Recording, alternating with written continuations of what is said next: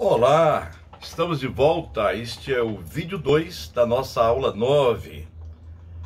Estamos vendo aqui um tema muito importante da teologia sistemática, que é a criação de Deus.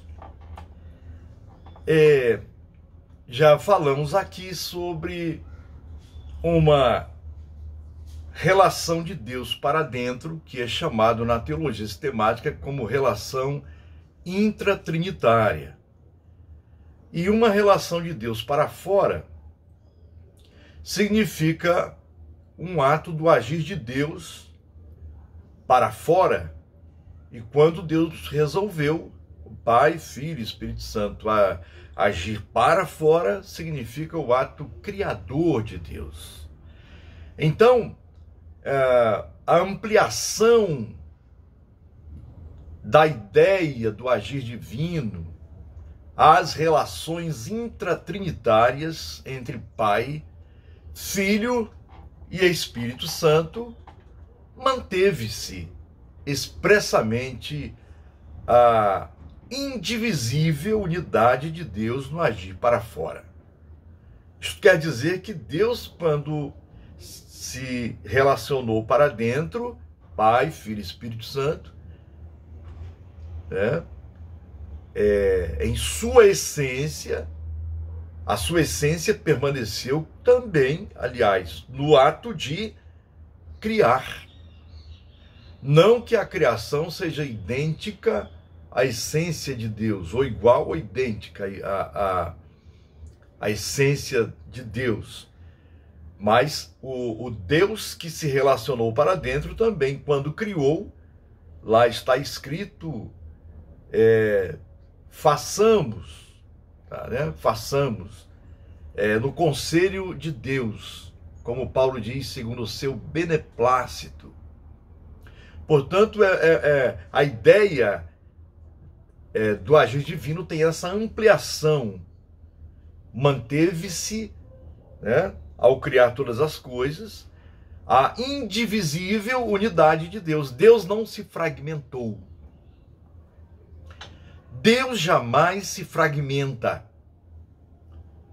Deus não pode se fragmentar porque Ele é Deus, Ele é eterno, Ele é Pai, Filho e Espírito Santo. A ação de Deus entre as pessoas trinitárias não pode significar que estas sejam dependentes uma da outra em suas ações interrelacionais ou interrelacionadas, assim como o Deus Criador é independente do mundo a ser criado por Ele.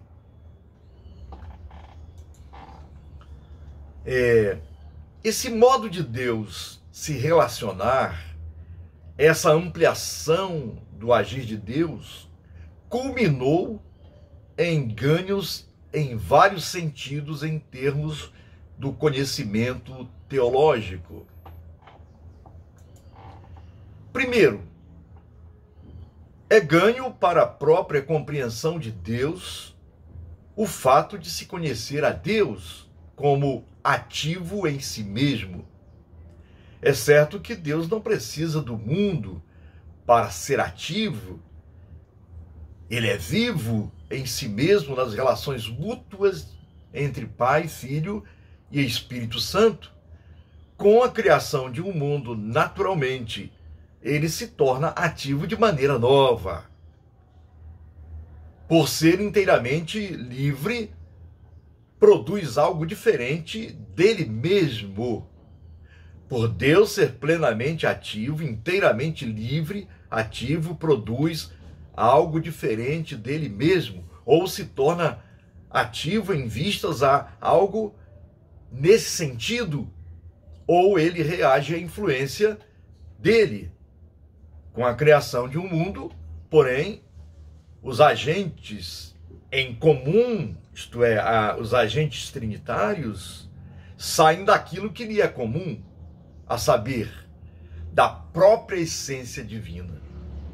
Com isso, a criação do mundo, juntamente com a economia do agir de Deus, se distingue do fato de Deus, o Deus vivo, ser ativo nas relações de Pai, Filho e Espírito Santo entre si. Portanto,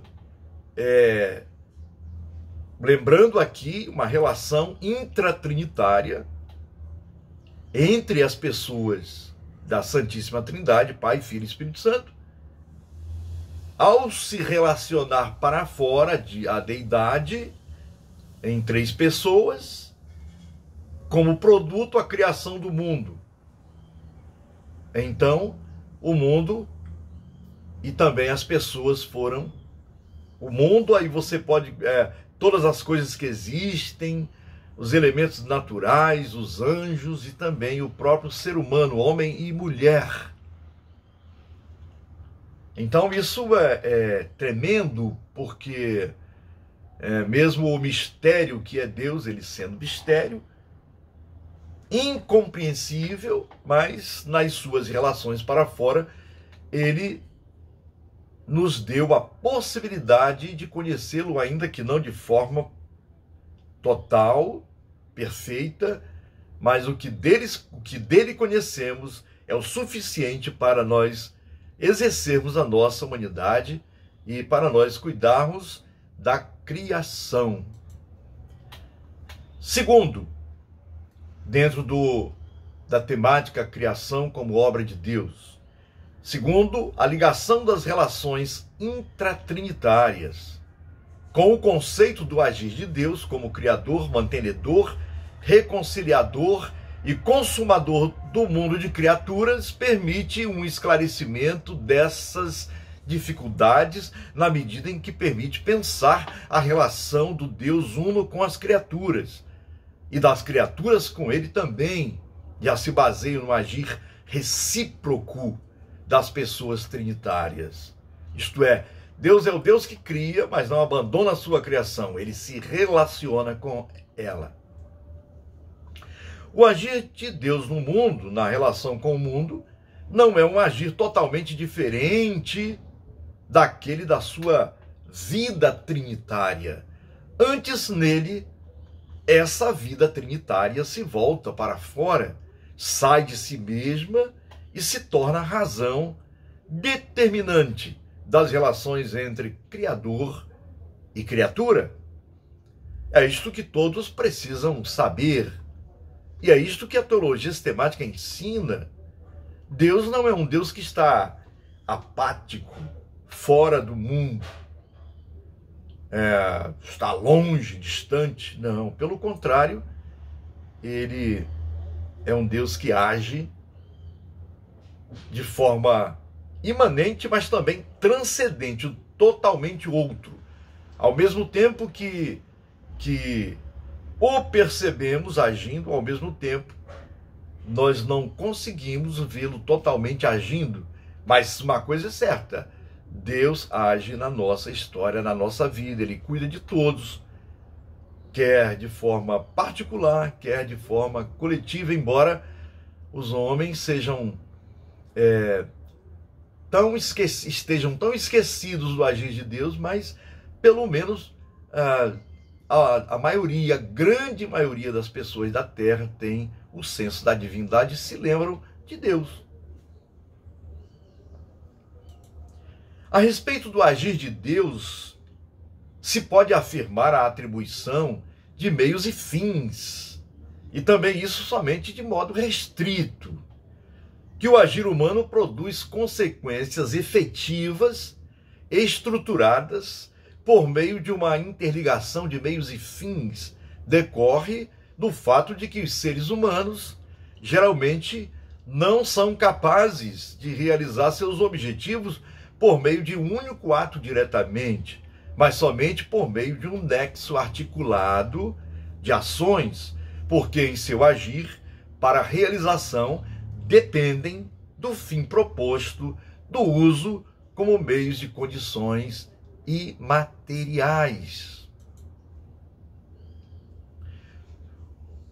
O agir criador do Deus onipotente pode realizar por si mesmo todos os seus fins diretamente na forma de ações básicas, por meio de simples atos volitivos, o que o homem não consegue fazer. porque ele é limitado e Deus é ilimitado. Deus é soberano. Assim é preciso constatar que a ordem temporal na qual se encontram as coisas e acontecimentos criaturais como tais, dá motivo para expressar sua referência ao agir de Deus por meio da ideia de um plano que Deus persegue no processo da história. Nesse ponto, se a determinação de todo o acontecimento e de toda a existência está direcionada para a comunhão com o próprio Deus, então essa ideia assumirá no pensamento a forma de um plano divino. Eu vou repetir aqui. Neste ponto, se a determinação de Deus, de todo o acontecimento, de toda a existência, está direcionada para a comunhão com Deus, com o próprio Deus, o Criador, então essa ideia assumirá no pensamento a forma de um plano salvífico. Porque Deus tem o seu plano. Eu não preciso fazer um plano para chamar Deus para entrar dentro dele.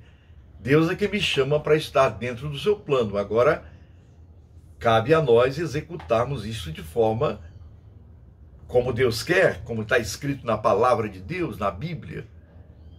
O plano de Deus.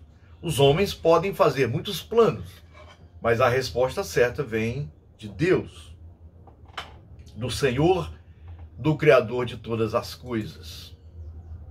A relação finalista do agir de Deus para fora leva à forma de sua mediação trinitária, na medida em que a comunhão das criaturas com o seu Criador seja pensada como participação na comunhão do Filho, só na comunhão do Filho com o Pai por meio do Espírito.